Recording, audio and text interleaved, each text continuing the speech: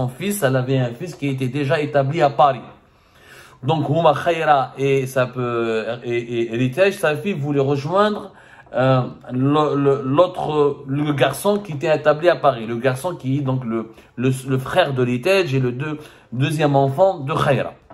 Il voulait donc arriver en Espagne, il fait comme de nombreux Algériens, attendre, espérer qu'ils arriveraient sains et saufs, peut-être le reçu ou l'intercepté par les gardes côte espagnols, recevoir et subir des soins, être maintenu dans des centres de rétention quelques jours, dans des centres d'hébergement. Ensuite, les Espagnols les relâchent parce qu'ils peuvent pas tous les garder. Et surtout en ce moment, depuis la brouille diplomatique avec l'Algérie au mois de juin et mai 2022, tous les accords de coopération en matière de migration clandestine ont été pratiquement gelés, pour ne pas dire réduits, à leur expression la plus rudimentaire. C'est-à-dire, il n'y a que le minimum syndical qui est respecté en ce moment en matière de coopération contre l'immigration clandestine entre l'Algérie et l'Espagne. Autrement dit, entre 2020 et 2021 et jusqu'à première partie de 2022, le ministère de l'Intérieur algérien et le ministère de l'Intérieur espagnol avaient une convention qui leur permettait d'organiser ce qu'on appelle le rapatriement des haragas algériens qui seraient arrêtés ou la sauvés ou la interceptés par les gardes-côtes et la Guardia Civile, la gendarmerie espagnole. Ils sont rapatriés depuis vers l'Algérie. L'Algérie dépensait de l'argent financé en collaboration avec l'Espagne, conjointement avec l'Espagne, ça finançait les traversées des bateaux. Donc il y avait des places et des cabines qui étaient réservées à ces harakas qui devaient être rapatriés, expulsés par l'Espagne et rapatriés par l'Algérie vers leur pays natal. Cette coopération a été totalement réduite, pour ne pas dire gelée, depuis le début de la crise politique qui oppose l'Espagne en Algérie, en raison de l'alignement de l'Espagne, fin mars 2022, sur la position marocaine concernant l'autonomie le plan d'autonomie marocain pour le Sahara occidental. Alors que l'Algérie réclame, qui soutient le Polisario, réclame l'indépendance du Sahara occidental. L'Espagne, donc, qui a choisi le camp du Maroc, a énervé le régime algérien. Les dirigeants algériens ont décidé de sanctionner économiquement l'Espagne, de geler en juin 2022 le traité d'amitié qui liait l'Algérie et l'Espagne, et par ricochet de geler un certain nombre d'accords de coopération stratégique dans l'accord de lutte contre l'immigration clandestine. Donc, le rapatriement et la coopération belligale côte algérienne et espagnole pour identifier les réseaux criminels et pour identifier les passeurs ou là pour sauver les embarcations de fortune qui seraient en danger de mort en haute mer a été tout simplement pratiquement bloqué. Il y a eu juste quelques axes de coopération. Ils ont laissé juste quelques actions totalement symboliques. Du coup, les Tej et Khaira, après avoir dérivé pendant 10 jours, le moteur de leur embarcation est tombé en panne. Ils pouvaient donc être secourus. Pas de 10 jours à la dérive, un bateau à la dérive, c'est-à-dire qu'il ne fonctionne plus, il ne peut plus reprendre son chemin, sa route maritime. Il navigue au gré des vents. Et si les vents, la force des vents pourrait les emmener vers un autre pas, vers d'autres rivages, ou là, la force des vents va les immobiliser en haute mer, comme ça, à la dérive, sans eau, sans nourriture, sans médicaments, sans prise en charge.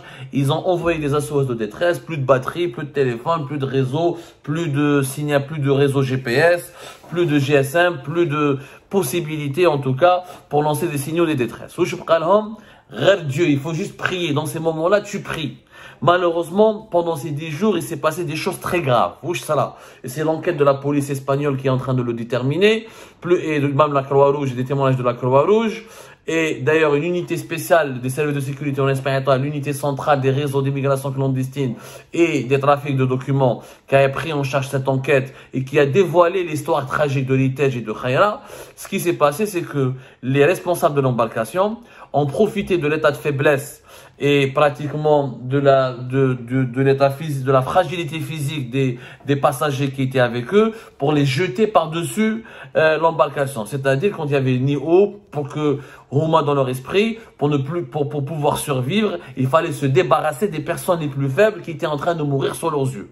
En clair, ils ont pris des personnes très faibles, notamment des jeunes personnes, où le guide, le skipper, c'est ça, le skipper, là, je sais pas comment on peut l'appeler. C'est un film tragique, Yajma'a. Wallah, Yajma'a, c'est un film tragique. La hayatan liman tunadi. Voilà, c'est le skipper. Le skipper, c'est celui qui pilote le navire de plaisance. C'est pas un navire de plaisance, mais ça ressemble à un navire de plaisance. C'est une embarcation de fortune. Un navire de plaisance, c'est encore plus sécurisant et plus solide que l'embarcation qui a été empruntée et prise par Khaira et sa petite fille. Donc, le skipper, qui est le pilote, avec son second, le deuxième, son collaborateur, son bras droit qui veille normalement sur la sécurité, qui surveille les autres passagers et qui doit donc gérer la traversée avec le skipper, ont décidé de jeter des personnes. C'est un Algérien de 25 ans qui a été arrêté d'ailleurs par la police après avoir été secouru par les secours et qui a été emprisonné, il a été placé en détention. Donc ils ont jeté plusieurs personnes. C'est une tragédie. Qu'ils étaient 15, 16, 6, 7 entre 6 et 7 qui ont été sauvés. Elle accepte le compte rendu de la police espagnole et de la presse espagnole. C'est-à-dire comment 7 personnes sont mortes, ont été jetées par-dessus bord. Alors la fille héritage, elle était pratiquement, elle s'est évanouie. Elle était dans les vapes là, elle était en train de mourir clairement. Sans eau, sans nourriture, entre la vie et la mort. Elle était inconsciente. Donc il y a deux récits. Et elle pense, selon certains témoignages, t'as les passagers qui ont survécu après.